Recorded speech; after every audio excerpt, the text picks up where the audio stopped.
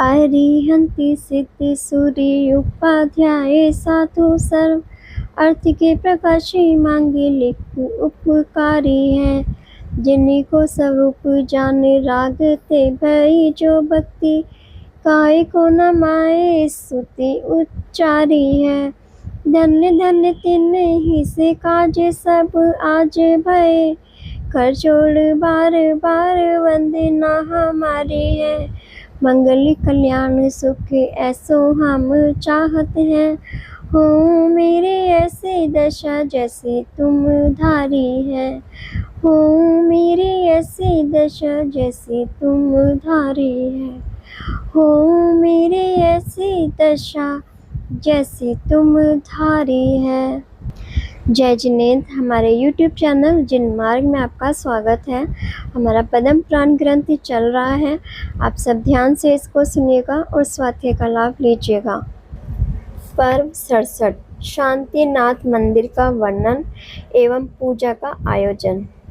अथांतर रावण ने दूत के वचन सुन मंत्रियों ने मंत्रणा कर गाल पर हाथ रख नीचे देख कुछ चिंता करता हुआ सोचने लगा, शत्रुओं को युद्ध में जीतता हूँ तो भाई एवं पुत्रों की अकुशल है और कदाचित शत्रुओं के कटक में बलात्कार पूर्वक भाई और पुत्रों को ले आऊं तो शूरवीरता में हीनता आती है।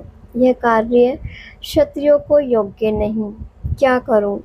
मुझे कैसे सुख होगा? यह सोचते हुए रावण के मन में आया कि मैं बहुरूपिणी विद्या सिद्ध करूं। ऐसा विचार कर सेवकों को आज्ञा दी कि श्री शांतिनाथ भगवान के मंदिर में तोरण आदि से सजावट करो, चैताल्य में विशेष पूजा कराओ और पूजा का कार्य मंदोदरी को सौंपा। गौतम गंधर कहते हैं, हे सैनिक, यह 20वें मुनि सुव्रतनाथ तीर्थंकर का समय इस भरत क्षेत्र में जगह जगह जिन मंदिर थे उन मंदिरों में चारों प्रकार के संघ मुनि आर्यका क्षुल्लक क्षुल्लिका का विहार होता था। नगर में राजा सेठ प्रजा के लोग सभी जैनी होते थे। वह जिन मंदिर बनवाते उनमें जिन शासन के भक्त यक्ष देव धर्म की रक्षा करने में प्रवीण शुभ कार्यों में तत्पर रहते थे। पुण्यशाली भव्य जीवों से मंदिर ऐसे सुंदर लगती मानो स्वर्ग के विमान ही हैं।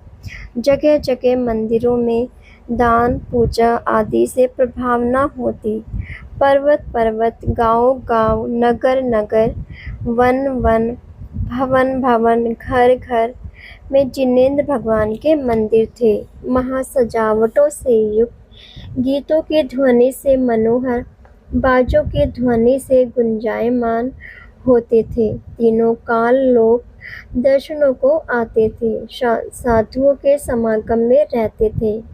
मंदिरों में सुगंध युक्त धूप घट एवं पुष्पों की मालाएं, झालर घंटा ध्वजाओं से शोभित मंदिरों में स्वर्णमयी पंचवर्ण की प्रतिमाएं विराजमान एवं ऊंचे ऊंचे शिखरों से शोभायमान थे। रावण के राजभवन के मध्य में श्री शांतिनाथ भगवान का चैताल्य है। कैसा है चैताल्य? जगत के जीवों से वंदनीय ऐसा चैताल्य में पूजा पाठ, स्वाध्याय, जाप, सामायिक करने में मन में शांति एवं सुख मिलता है। धर्म के लाभ से स्वर्ग मोक्ष सुख की प्राप्ति होती है। यह जिन धर्म ही मनवांछित फल को देने वाला है। जैसे सूर्य के प्रकाश में नेत्र वाले जीव सभी पदार्थों को देखते हैं, ऐसे जिन धर्म के प्रभाव से भव्य जीव स्वर्ग मोक्ष के सुखों को भोगते हैं। जिनेंद्र भगवान के दर्शन से जन्म जन्म के पाप नष्ट होते हैं और संसार की कामनाओं को पूर्ण कर पश्चात आत्म सुख को प्राप्त करते हैं। श्री शांतिनाथ भगवान के चैताल्य का वर्णन करने वाला 67वां पर्व पूर्ण हुआ। पर्व 68 लंका में अष्टानिका पर्व पर सिद्ध चक्र व्रत की आराधना। अथांतर फाल्गुन शुक्ला अष्टमी से लेकर पूर्णिमा पर्यंत अष्टानिका पर्व है। उन दिनों में सिद्ध चक्र का व्रत होता है। इन 8 दिनों में लंका के लोग और लश्कर के लोग नियम व्रत को ग्रहण करते। सेना के सभी उत्तम लोगों ने सोचा कि ये 8 दिन धर्म के हैं। इस दिनों में युद्ध नहीं करेंगे और आरंभ की क्रियाएं भी नहीं करेंगे। यथाशक्ति व्रत, उपवास, नियम एवं भगवान की पूजा करेंगे। इन पर्व के दिनों में देव भी पूजा प्रभावना में लीन रहते हैं। क्षीर सागर के जल को स्वर्ण कलशों में भरकर जिनेंद्र भगवान का अभिषेक करते हैं और मनुष्य भी अपनी शक्ति प्रमाण अभिषेक पूजा करते हैं। इंद्रादिक देव नंदीश्वर द्वीप में जाकर जिनराज का अर्चन करते हैं, तो क्या मनुष्य यहाँ चैताल्यों की पूजा आदि नहीं करते? अवश्य ही करते हैं। देव स्वर्ण रत्न कलशों से अभिषेक करते और मनुष्य अपनी संपदा प्रमाण कलशों से अभिषेक करते हैं। जो महानिर्धन मनुष्य हैं तो भी वे पलाश पत्तों के कलश बनाकर अभिषेक करते हैं।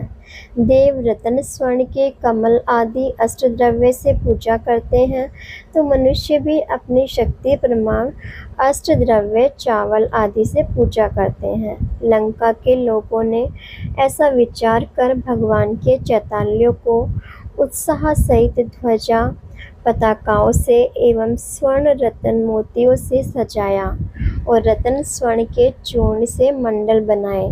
मणि स्वर्ण के कलशों में दूध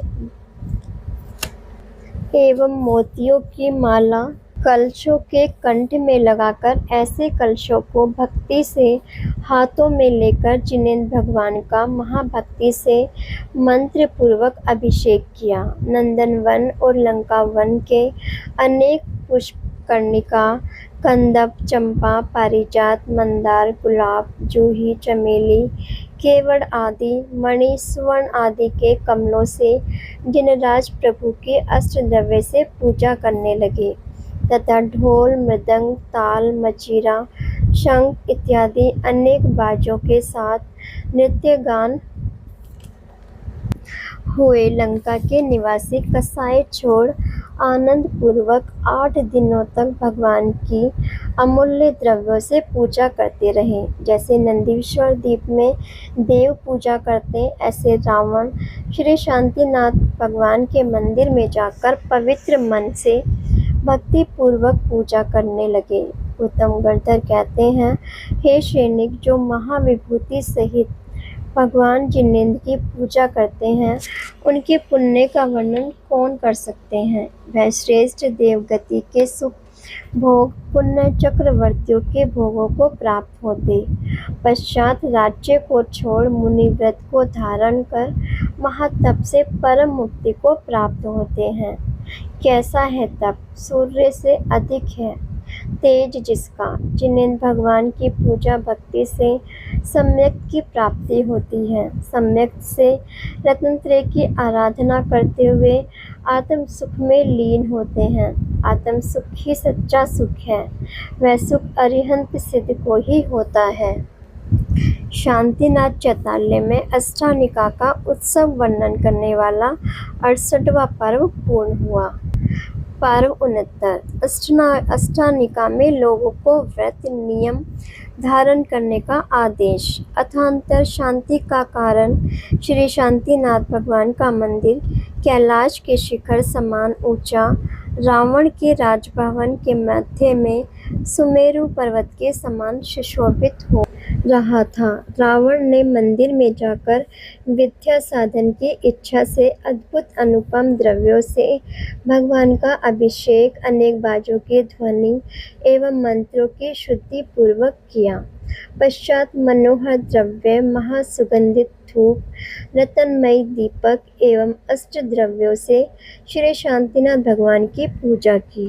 सफ़ेद वस्त्र पहन, मस्तक पर मुकुट, उस पर चूड़ामणि, महाज्योति स्वरूप ऐसे रावण ने दोनों हाथ जोड़ मन वचन काय से शांतिनाथ भगवान को अष्टांग नमस्कार किया और भगवान के सम्मुख पवित्र भूमि पर स्फटिक मणि की माला हाथ में लेकर कार्योत्सुक मुद्रा में खड़े हुए। शांतिनाथ के चैताल्य में जाने से पहले रावण ने मंदोदरी को आज्ञा दी कि तुम मंत्री और कोतवाल को बुलाकर नगर में घोषणा करवाना कि सभी प्रजा के लोग नियम पूर्वक धर्म कार्य में रत रहे, संपूर्ण व्यापार को छोड़ जिन बिंब की पूजा करें, गरीब को मनवांछित दान दो, अहंकार छोड़े। जब तक मेरा नियम पूरा नहीं होगा तब तक सभी लोग श्रद्धा एवं संयम का पालन करें। कोई कदाचित तुमको कष्ट दे तो तुम सहन करना, महाबलवान हो तो बल का गर्व नहीं करना। इन दिनों में कोई भी क्रोध करेगा तो अवश्य दंड पाएगा। जो मेरे पिता समान पूज्य भी हो और इन दिनों में कलह करेंगे तो मैं उन्हें मारूंगा। कोई भी पाप क्रिया नहीं करेगा। यह आज्ञा मंदोदरी को देकर रावण मंदिर में गए। मंदोदरी ने मंत्री और यमदंड कोतवाल को बुलाकर पति की आज्ञा का आदेश दिया। तब सबने कहा, जो आप आज्ञा करोगी वही हम करेंगे। आज्ञा का पालन करते हुए संयम, नियम, व्रत, धर्म में लीन हुए। सभी प्रजा के लोग जिन पूजा में विशेष अनुरागी हुए, संपूर्ण कार्य छोड़ सूर्य की ज्योति समान जिन मंदिर में निर्मल भावों से संयम, तप, त्याग का साधन करने लगे। तप से ही कर्मों की निर्जरा होती है। शुभ भावों से पुण्य का फल संसार के सुखों को प्राप्त कराता है। शुद्ध भावों से कर्मों की निर्जरा कर मोक्ष सुख प्राप्त होता है। अतः फल की इच्छा रहित शुद्ध भावों से पुण्य की क्रिया करें तो स्वर्ग, मोक्ष, सुख की प्राप्ति होती है। लंका के लोगों का नियम व्रत धारण करने वाला 69वां पर्व पूर्ण हुआ। पर्व 70 रावण का बहुरूपिणी विद्या की साधना और कपि कुमारों का लंका में उपद्रव करना। अथांतर श्री राम के कटक में हलकारों के द्वारा समाचार आए कि रावण बहुरूपिणी विद्या साधने के लिए शांतिनाथ के मंदिर में बैठा है। 24 दिनों में बहुरूपिणी विद्या सिद्ध होगी। यह विद्या ऐसी प्रबल है जो देवों के मद को भी चूर्ण कर देगी। तब सभी वानर वंशियों ने सोचा कि यह नियम पूर्वक विद्या साधन कर रहा है, उसको क्रोध उत्पन्न कराने का प्रयत्न करना चाहिए। इससे रावण को विद्या सिद्ध नहीं होगी। अगर विद्या सिद्ध हो गई तो इंद्र आदि भी जीतने में समर्थ नहीं होंगे, तो हमारी तो क्या बात। तब विभीषण ने कहा कि रावण को क्रोध आए ऐसा उपाय शीघ्र ही करो। जब सबने विचार कर राम से कहा कि लंका लेने का यह समय है और रावण को विद्या सिद्ध करने में विघ्न करे और भी अपने को जो कुछ करना हो वह कर सकते हैं। यह शब्द कपिध्वजों के सुन श्री रामचंद्र जी महाधीर वीर कहने लगे, हे विद्याधरों, आप महा अज्ञानता की बात करते हो। क्षत्रिय कुल का यह धर्म नहीं है जो ऐसे कार्य करे। अपने क्षत्रिय कुल की यही परंपरा है। जो भय से भाग जाता है उसका वध नहीं करना। जो नियम पूर्वक जिन मंदिर में बैठे हैं उन पर उपद्रव कैसे करें। यह नीच कर्म कुलवानों को योग्य नहीं। यह अन्याय प्रवृत्ति क्षत्रियों की नहीं। यह मधुर शब्द राम के सुन सबने विचार किया कि हमारे प्रभु श्री राम महाधर्म के धारी हैं, उत्तम भावों के धारक हैं, इनकी कभी भी अधर्म में प्रवृत्ति नहीं होती। तब लक्ष्मण की जानकारी में विद्याधरों ने अपने राजकुमारों को उपद्रव करने के लिए लंका में भेजे और सुग्रीव आदि बड़े बड़े राजा 8 दिनों का नियम कर जप तप करने लगे और विद्याधरों के राजकुमार प्रिंतकर, दृढ़रथ, रतिवर्धन, नल, नील, अंग, अंगद आदि अनेक राजकुमार सिंह, व्याघ्र, गज, अष्टपद आदि के रथों पर या विमान में बैठकर कोई घोड़ों पर चढ़े, उन पर शस्त्र ध्वजाएं फहरा रही हैं।